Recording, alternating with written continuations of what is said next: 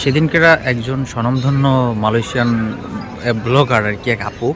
তো উনি হচ্ছে গিয়ে এই জিনিসটা ওনার আইডিতে পোস্ট করছিল। পোস্ট করার পরে উনি বলতেছিল এখানে সবাই যে দেখতে পাচ্ছেন এই যে এগুলো সব হচ্ছে টাকা।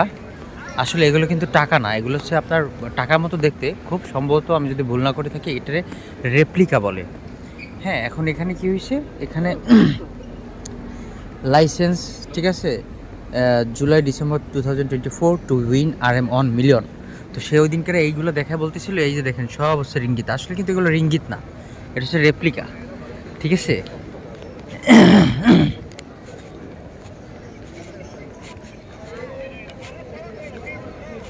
তো এই জিনিসটা আমি বলছিলাম কমেন্টে, তার হচ্ছে ইয়াটা আমার সামনে যখন আসছে, আমি যখন কমেন্ট করছি তারে, তখন দেখলাম যে তার হচ্ছে গিয়ে কিছু কিছু ফ্যান ফলোয়ার থাকে না মানুষের, অন্ধভক্ত, যারা মনে করেন যে মানে, হ্যাঁ, তো ওনারা হচ্ছে গিয়ে আমাকে বলতেছে যে ভাই আপনি কি বলেন, আপনি কি জানেন, বেশি জানেন। অথচ এই ভিডিওটা আমি যেদিন ভিডিও করছিলাম ওই দিন আসলে অনেক রকম ব্যস্ততার কারণে আমি ওটা আপলোড দিতে পারিনি, যার কারণে ওই দিনকেরা আমি আপলোড না দিলেও 2 দিন পরে ওই ভিডিওটা আমার চোখে পড়ছে যে এটা আমি আপলোড দেই নাই। সো হোয়াট, আরও অনেকেই আছে আপলোড দেওয়ার মতো, এবং সেই আপুটা আপলোড দিয়ে দিছে।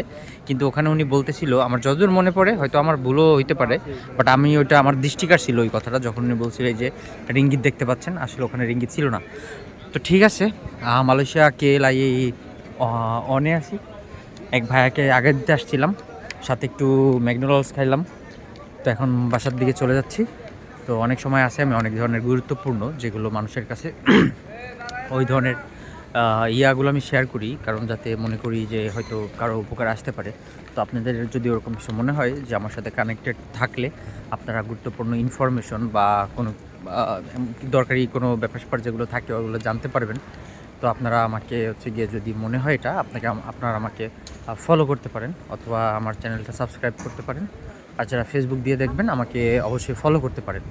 আর আপনাদের যারা প্রবাসী মেইনলি মালয়েশিয়াতে আছে, তো তাদেরকে এই ভিডিও শেয়ার করতে পারেন যদি আপনাদের কাছে মনে হয় যে তারা এই ভিডিওর মাধ্যমে কোনোভাবে উপকৃত হতে পারে। তো ঠিক আছে, আর যদি কারো ইন্ডিভিজুয়ালি কোনো ব্যাপারে জানার কোনো ইচ্ছা থাকে, তো সেই ব্যাপারগুলো আমার সাথে শেয়ার করতে পারেন। আমি তাহলে হয়তো সেই সম্পর্কিত ব্যাপারে তথ্য দিয়ে আপনাদের সাহায্য সহযোগিতা করতে পারবো।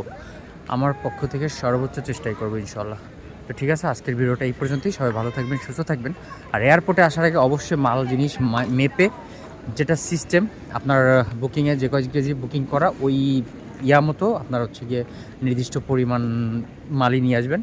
আর মনে রাখবেন যে 2-3টা যদি ওই বুঙ্গুস যেটা আমরা বলি আর কি, পার্সেলগুলো যদি 2-3টাও হয় সমস্যা নেই, কিন্তু অনেক বড় বড় করবেন না, একটু ছোট ছোট করে, প্রয়োজনে 2টার জায়গা 3টা করবেন, কিন্তু অনেক বড় করবেন না। তো ঠিক আছে, আল্লাহ হাফেজ, সবাই ভালো থাকবেন, সুস্থ থাকবেন। হয়তো দেখা হবে অন্য কোনো ভিডিওতে। সেই পর্যন্ত সবাই ভালো থাকবেন।